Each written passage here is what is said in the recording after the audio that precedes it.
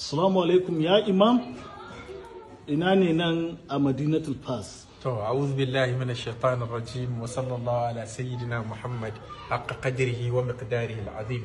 Kaman farkon bidiyon mun da muka yi mun ce ma masoya kaman mun zo gidan Sheikh Tijani, mu zo mu doki gidan kuma mu nuna ma masoya. Yanzu haka muna sai bakin kofan gidan Sheikh Tijani radiyallahu ta'ala anhu. In ka duba kan allon kaga an zana bismillahir rahmanir rahim wa sallallahu ala sayyidina Muhammadin wa alihi wa sahbihi wa sallam har kaga an zana nan hadhihi dar al ma'rufatu bi daril miraya.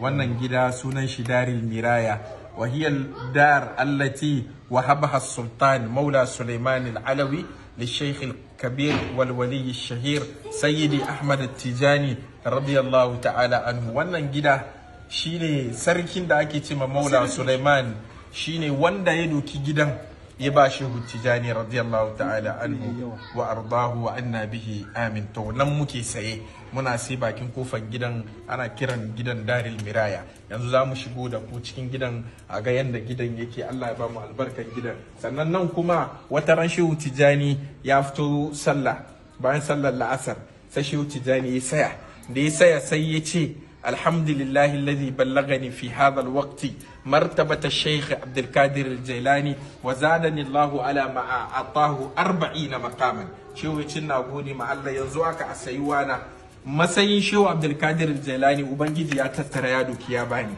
sannan ubangiji ya kara mini matsayi daban-daban 40 bisa kan matsayin Shehu Tijani. Yasa nan kenan ga gidan kuma muna shiga mu nuna ma masoya yadda al'amarin gidan yake kenan.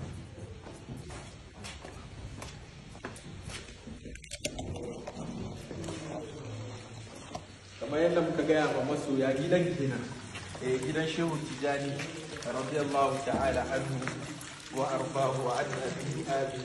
Kun ga gidan dibaruwan gidan Shehu Tijani, yarda Allah ya tabbata a gare shi, ya samu insha Allah ya bamu yarda da ke cikin wannan gida, ya bamu albarkan da ke cikin wannan gida.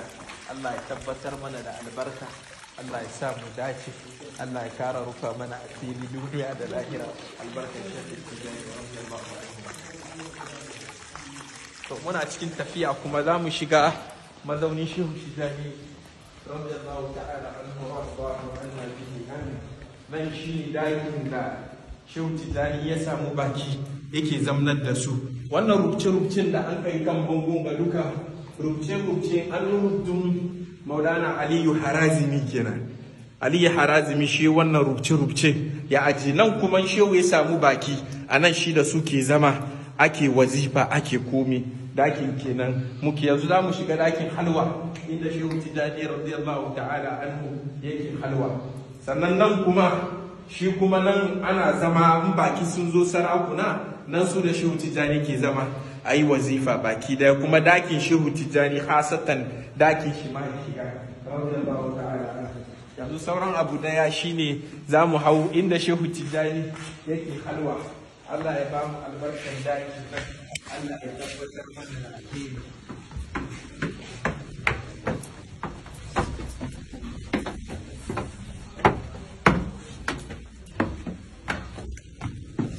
Bayan da muka gaya muku nan shine dakin nan da Sheikh Ahmad Tijani radiyallahu ta'ala anhu ke shiga halwa. Kun ga kamar ga baki na nan sun zo suna tawassuli da wannan daki.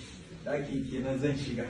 Allah ya ba mu albarka wanda ke cikin wannan daki. Albarka wanda ya zama cikin dakin ga Allah ya tabbatar mana da alheri. Nan Shehu Tijani ke halwa inda nake sai fadin dakin kenan, girman dakin duka kenan. Kun ga jama'a sun zo muna tare da su. Allah ya ba mu albarkar Shehu Tijani, ya ba mu albarkan da ke cikin wannan daki. To sai da kima me zaka gaya ma mutane? To assalamu alaikum wa rahmatullahi ta'ala wa barakatuh. To alhamdulillah wannan waje dai musamman da idan ka gani ya ishe kama bishara. Tun muna yara muna jin Shehu Tijani, yau mun zo inda yake haɗuwa. To ba abin da zamu yi Allah subhanahu wa ta'ala sai godiya. wanda ba su zo ba Allah ya kawo su albarkan da yake tare da gunna Allah ya isar da mu da su duka bi jahi shehu Ahmad radiyallahu ta'ala anhu wa ardahu anna bihi amin. Assalamu alaikum wa rahmatullahi ta'ala wa barakatuh. Alhamdulillah muna sake gobe ga godiyarmu ga Ubangiji da ya kawo mu wannan waje musamman inda muke jin shi Tijjani. To alhamdulillah Allah ya kawo mu gidansa nan da gidan da sarki ya bashi, kuma a dukkan wani abubuwa na sha'anin ɗarika daga nan ya wanzu ya shiga duk inda ya kamata ya shiga, inda Allah ya so ya kai duk daga nan ne shine cibiyar Tijjaniya dai da muke ji gaba da to nan ne cibiyar sa gaba da alhamdulillah. Inda Allah ya kama wannan waje to Allah ya dawwamar da mu cikin shanin da Tijjaniya. Allah da da mu na soyayya manzo Allah sallallahu alaihi wasallam, kuma Allah ya biya bukatun dukkanin ahlul dariqa Tijjaniya, ya dawwamar da mu a kai. Alhamdulillah. اللهم صل على سيدنا محمد والخاتم لما سبق ناصر الحق بالحق والهادي الى صراطك المستقيم وعلى اله حق قدره ومقداره العظيم. آمين. سبحان ربك رب العزة عما يصفون وسلام على المرسلين والحمد لله رب العالمين.